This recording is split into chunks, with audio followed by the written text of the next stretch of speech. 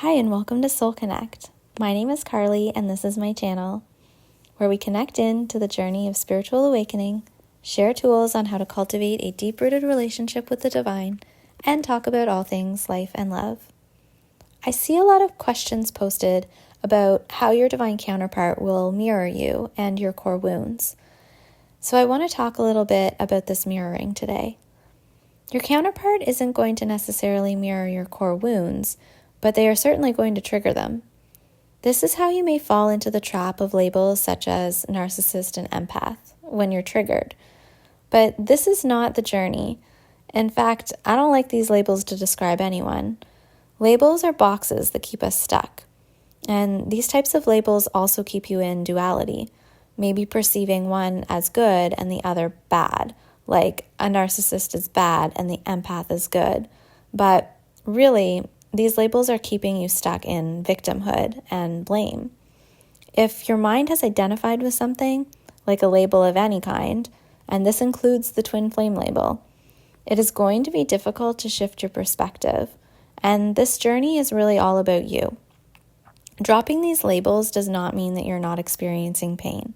It also does not mean that your connection is not real. It simply means that you are open to seeing things from soul instead of from mind and ego. This journey is about releasing the mind and ego and shifting into soul. It's about awakening, and part of that means a shift in perspective. Your divine counterpart triggers your core wounds so that you can learn to balance your energy and alchemize these wounds into medicine that will heal your connection and ultimately raise the vibration on earth as you begin to shine your light forth. The longer you stay attached to the stories, to the expectations, to the outcome, and yes, also the labels, even the label of twin flame, the longer you're going to stay looping on this journey, and the more extreme the triggers are going to become. The divine is asking you to wake up, to pull all of your energy back to you. If you're the divine feminine, the chasing energy in your dynamic, it's important to remember that your divine counterpart is essentially you. They focus on what you focus on. If your focus is on an external relationship, on them, instead of yourself, theirs will also be elsewhere.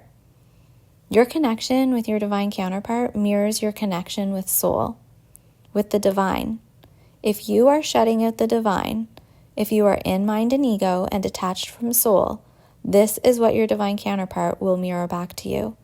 They will also shut you out and detach. If you are half showing up for yourself in wishy-washy energy in regards to your faith in the divine, guess what?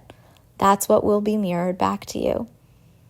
When a soul coach says, pull the energy back to you or keep the focus on you, they do not necessarily mean swing to the opposite of chasing. They don't necessarily mean block your divine counterpart and create barriers or walls.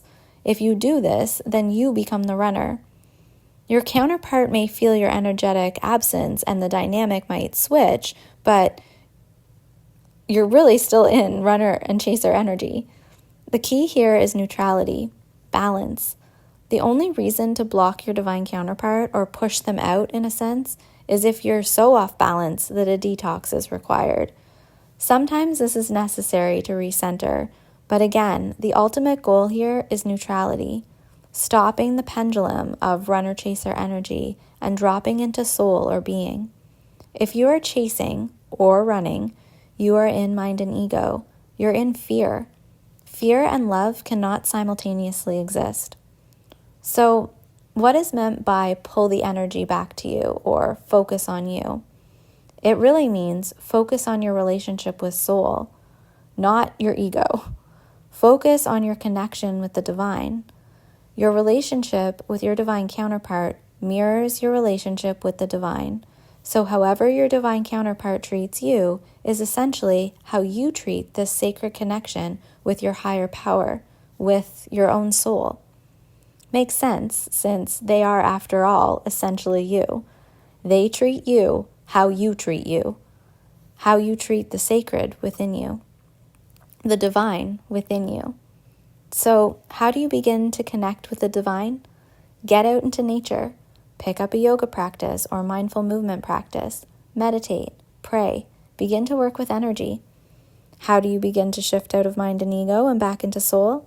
By bringing this connection with the divine into the now moment, by beginning to become the observer of your thoughts and feelings, balancing the divine masculine and feminine within, and alchemizing your core wounds into a higher vibration of consciousness.